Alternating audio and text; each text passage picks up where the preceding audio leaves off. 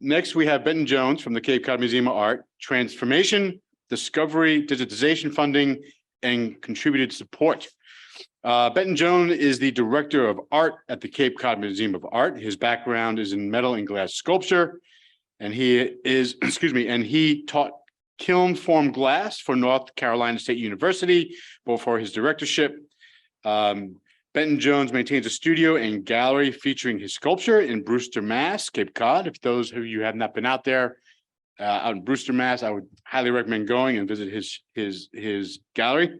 From the perspective of an artist, Benton uses his sensibility to produce exhibitions with a clear narrative, often capturing the essence of an artist, providing a feeling of place and offering an educational and moving experience to his audience. Under his leadership in 2018, the Cape Cod Museum of Art has received positive recognition for its dynamic programming in exhibitions in art education, drawing from the region's significant contributions to the visual arts, while at the same time securing greater financial stability. Please welcome Benton Jones.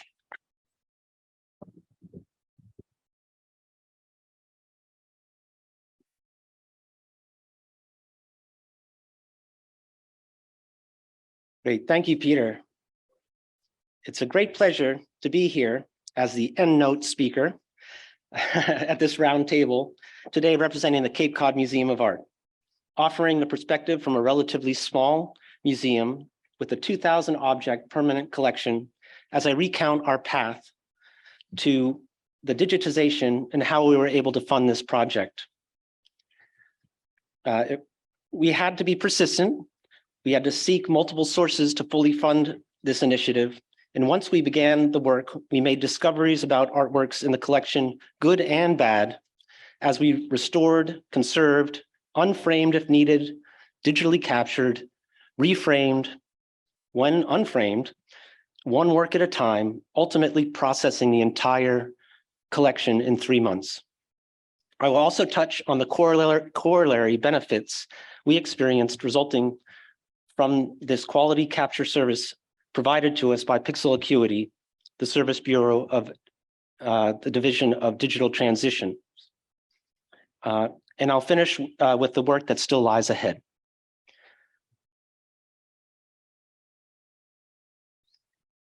Cape Cod is recognized as having the longest sustained artist colony in the United States, built on the tradition of art education, starting with Charles Hawthorne and his Cape Cod School of Art in 1899. Instructors that followed were Henry Henge and the abstract expressionist Hans Hofmann. Artists from all over the world have made Cape Cod their go-to destination. Art education, social networking are often the draw, while geographic isolation, scenic inspiration, and the unique light keep them coming back. The majority of artwork produced on the Cape most often leaves our shores one way or another, taken home by wide-eyed tourists or shipped to more metropolitan destinations with greater market opportunities for the artists. Our museum's founder, a visionary potter, Harry Hall, was troubled by this trend, and in 1981, he decided to found a central Cape Cod museum in the town of Dennis to retain some of the finest works in the region that inspired their creation, to be held in public trust for exhibition and for future generations to admire.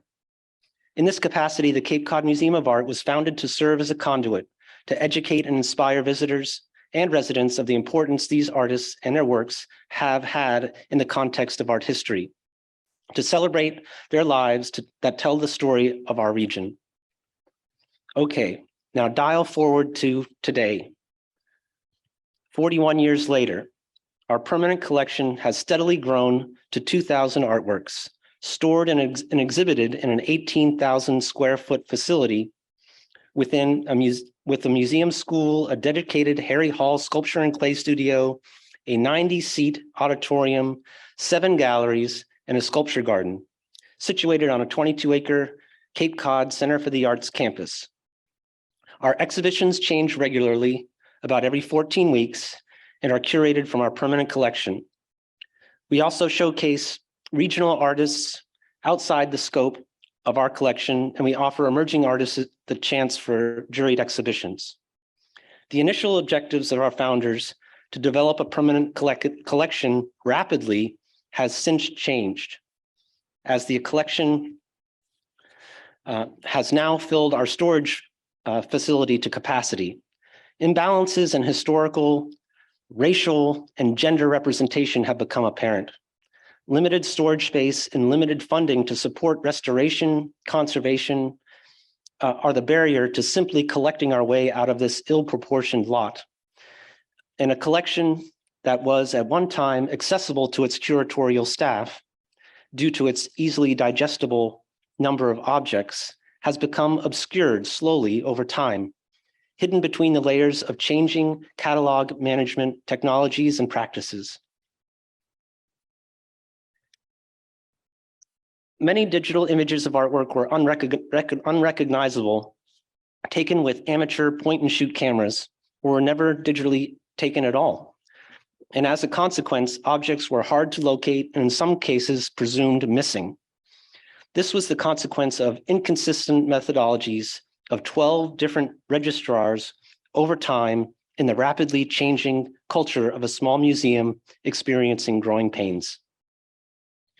When I became responsible for managing this collection in 2018, I struggled to comprehend what was there. We have produced some well-acclaimed permanent collection exhibitions, but I know now they could have been even better if the entire collection had been readily accessible and visible in our catalog system. Frustrated, I contacted Digital Transitions, and at their request, I sent them a spreadsheet of our catalog metadata. They were instrumental in pointing me to the resources I needed and the steps required to right this problem, starting with metadata standardization and proceeding to digitization. In the case of pixel acuity, it's digitization at or above the federal digital guidelines standards.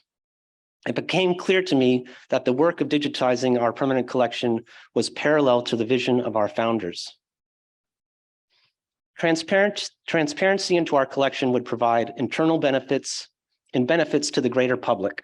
Not only would it bring more visibility to the museum and its collection, it would enable us to better preserve and conserve artworks and give us the tools we would need to thoughtfully curate our permanent collection into the future.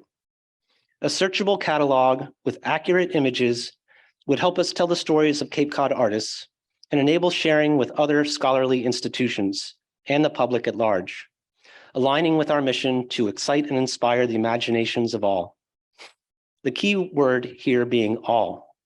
A searchable collection on a web-based platform would have no geographical and minimize the socioeconomic boundaries. Of critical importance to me as a director of art is having the ability to see every artwork digitally with clarity and without having to dive into the storage racks.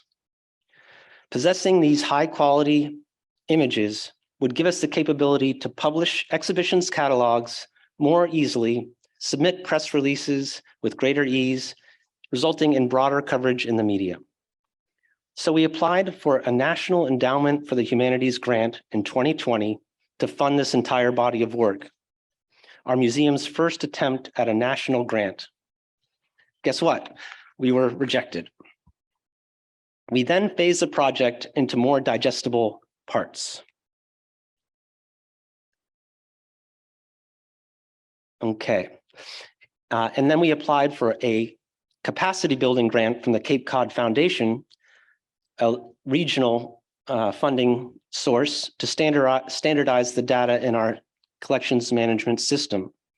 We made clear in the narrative that this consistency would be necessary in order to reach our ultimate goal of digitizing and ultimately sharing our collection with the world.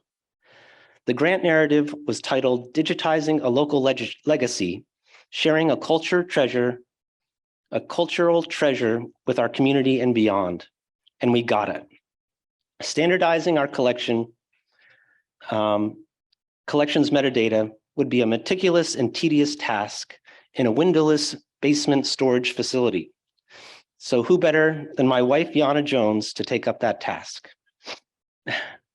Yana and I have been working side by side in my own gallery for over 20 years, handling delicate glass sculpture, and she has a proclivity for detailed work. This was a project that took 8 months, combing through our past perfect collections management system catalog, physically locating each object, and then standardizing its associated metadata from the erratic entry variations that had accumulated over years. All this needed to be done before the next phase could proceed. During the same time, I negotiated an agreement with the sole fiber optic provider in our region, OpenCape, to connect us with their all fiber network at a greatly reduced cost. And it even enabled us to sever our phone lines and monthly phone bill using the voice over internet protocol. Fiber allowed us to offer more reliable virtual programming during the museum's COVID shutdown, but it would also be important when launching and maintaining a permanent collection into the cloud-based collection management system.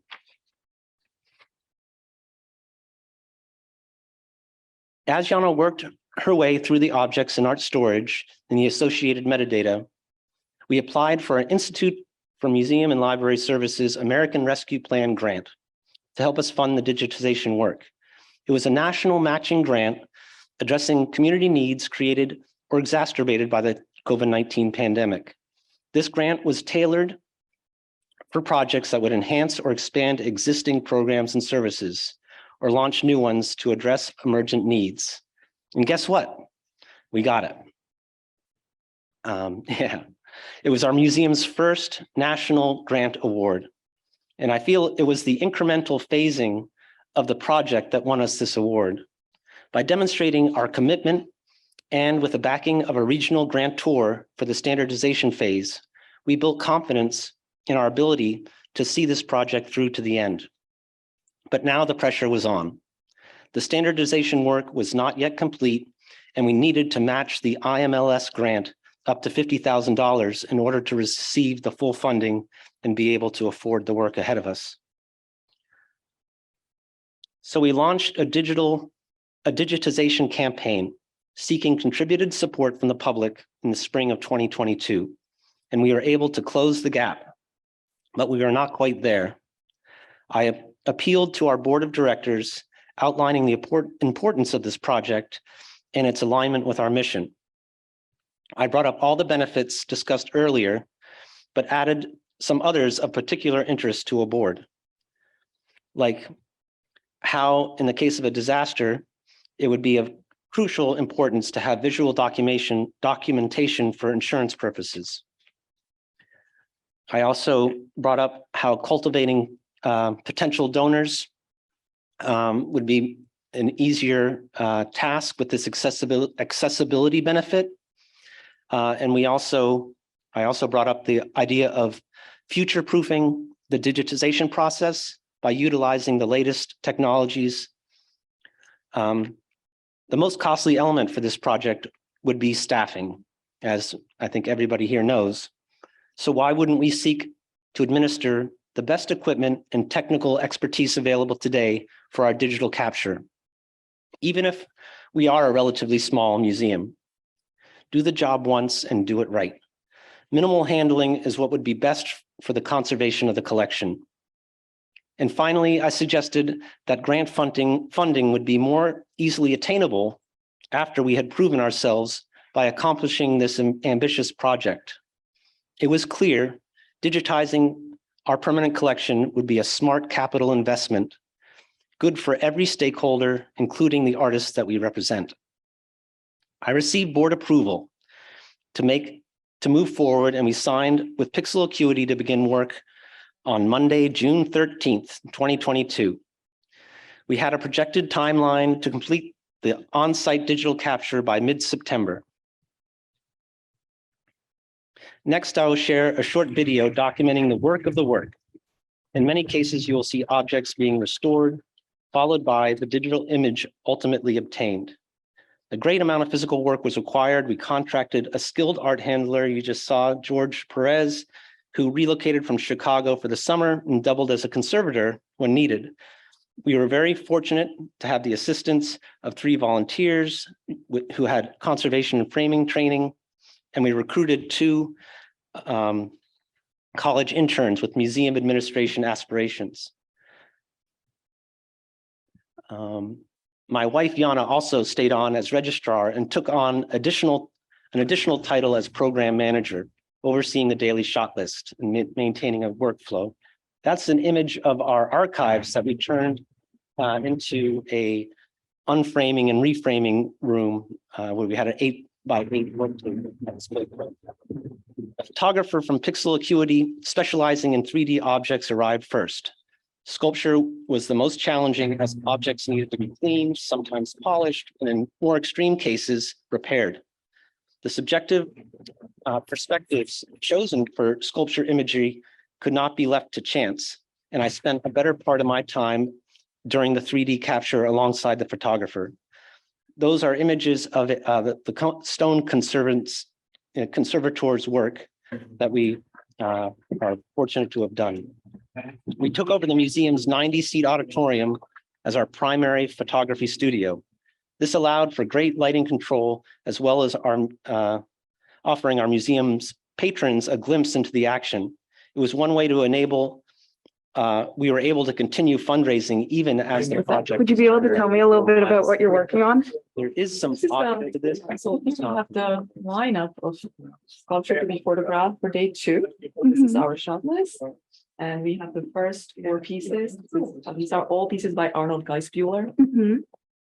With the border and. So which one is next, Jana? So this is the next one. Okay. City 2 Family, Arnold Geisbuehler. See, it's very hands-on, being right there every day. Yana had the shot list that she worked, everybody worked from on a day-to-day basis. And there's the setup in our auditorium. Started with some tabletop objects. Some sculpture required innovative setups to capture properly. This is a figurative sculpture in this slide that our stone conservator was able to repair. And I'm happy to report it is now on display for the first time in many years.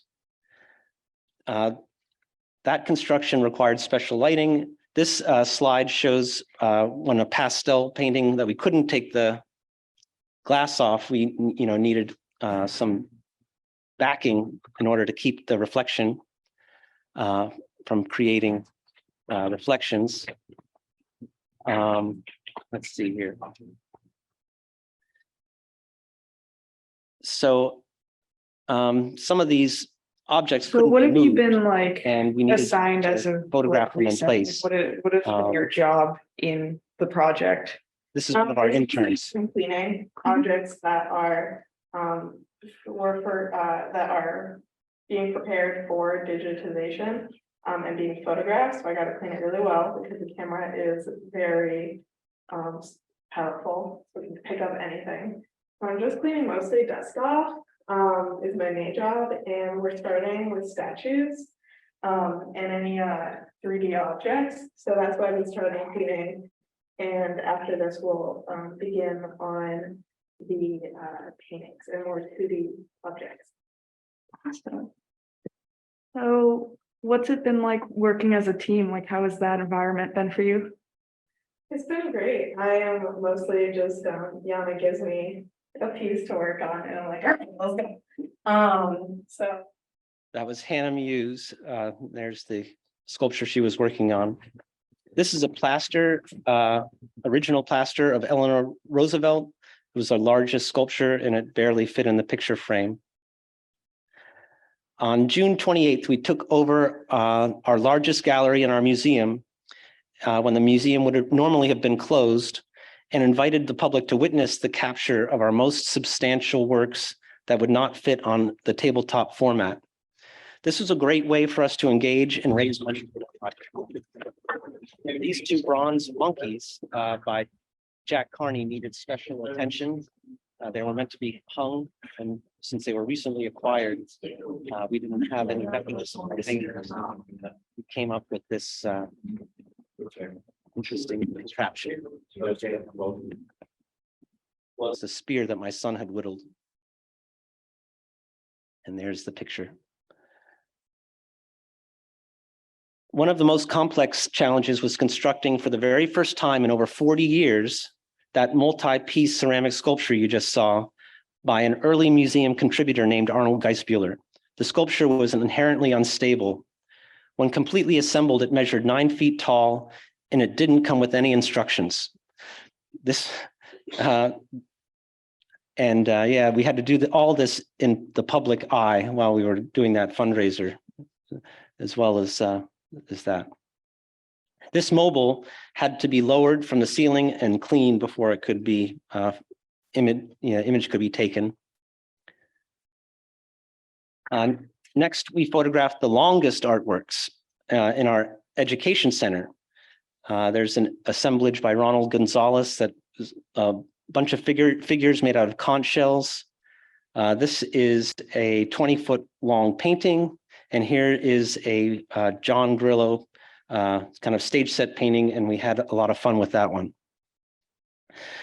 When we completed the sculpture and oversized digitization, a second photographer specializing in two-dimensional capture arrived, and a copy stand was delivered. Two-dimensional works needed to be unframed and reframed. We took this opportunity to replace acidic materials uncovered in the process. These are just some examples of some of the two-dimensional works, but also there's a calder there with discoloration from acidic matting. But it was really important to be able to remove any acidic environments and make our permanent collection more stable. So as you can see, we accomplished quite a bit. Not only were works prepped for digitization, but they were given the care, and any needed issues that were uncovered were dealt with. We are still conserving and reassembling the most egregious examples, but these discoveries have been invaluable. As most issues are now rectified, our permanent collection is more permanent than it has ever been.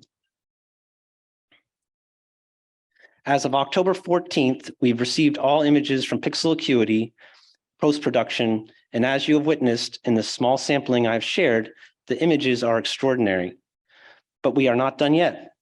We are in the process of selecting a new cloud-based collections management system platform that will provide a rich set of registrar tools for object documentation, exhibition preparation, and that will allow for public and scholarly access. I've gotten some great tips already from this lecture roundtable. We are currently still in the information gathering phase of the selection process and learning about the International Image Interoperability Framework. So to be sure, whatever platform we select will have the capability to become networked with other databases globally, embracing the future of evolving information technology. The Cape Cod Museum of Art made a deliberate and difficult choice to scrutinize its collections practices. The cost and procedure to correct these accumulated problems seemed daunting on top of day-to-day operations. Our initial National Endowment for the Humanities grant request was rejected, but with tenacity and educational resources available through digital transitions, we were able to navigate our way, tapping multiple sources of funding for this project, which lasted over the course of the summer. So I'm proud to say the Cape Cod Museum of Art is well on its way to rediscovering its outstanding collection. We uncovered some blemishes balanced with hidden treasures, but with our newfound knowledge, we will be much more equipped to evolve our collection thoughtfully, to better represent diversity within the scope of our mission, to tell the story of Cape Cod's artistic heritage, and to celebrate the individual artists bringing greater meaning to this special place, Cape Cod. Thank you.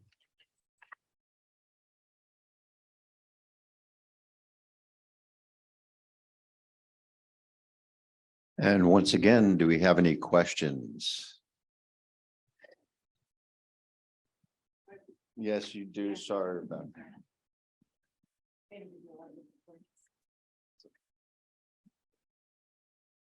I love Yes. the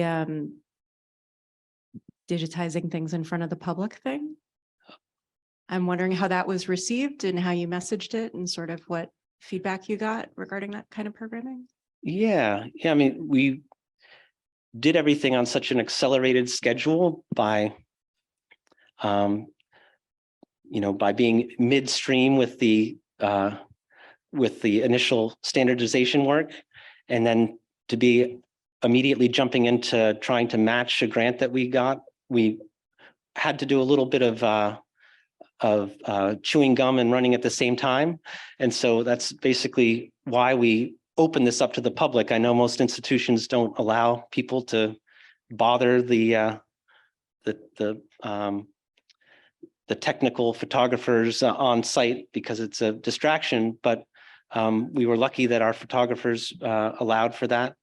And we created a 6-foot tall banner that invited the public into our theater. We were lucky to have a theater that would accommodate reserving the back rows for that. And, we didn't amass many thousands of dollars, but we amassed some. And I think what was even more important is what you were saying before, Rebecca, about how you showed people the work of the work, how it was really important to show our members. A lot of people who came were our members, and just people who were close to the museum. People would ask, why would you invest so much into this process when,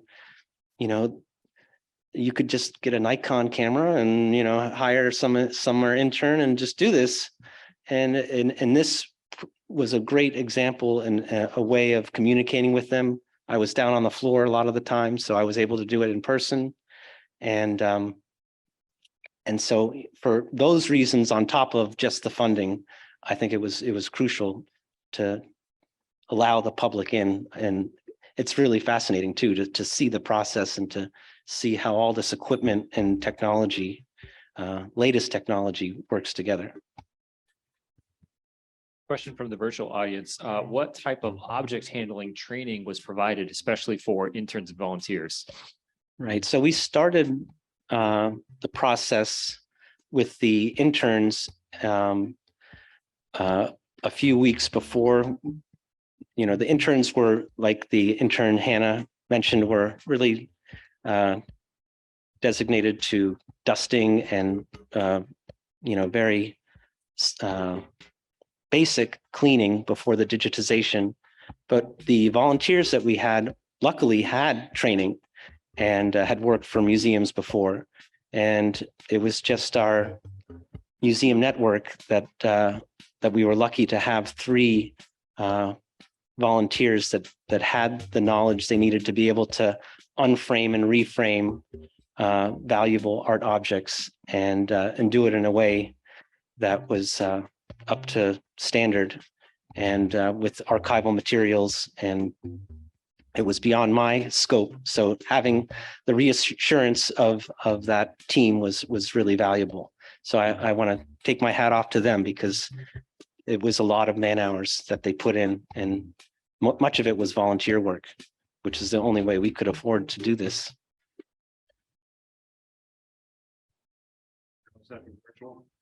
Any more questions in the audience? All right, I actually have a question, so. Yeah, I'm gonna great. jump on the X. Okay. Ben, you're a fine artist. Thank you. Have you found being an artist helpful or posed difficulties while being a director of a museum in terms of fundraising and the rest of that? Well, for the digitization part of this, I think it was extremely helpful. It's so subjective, the perspectives, especially with 3-dimensional artwork, that you take an image. We were resigned to we could only afford 2 images of each 3-dimensional object. So choosing those 2 images was crucial.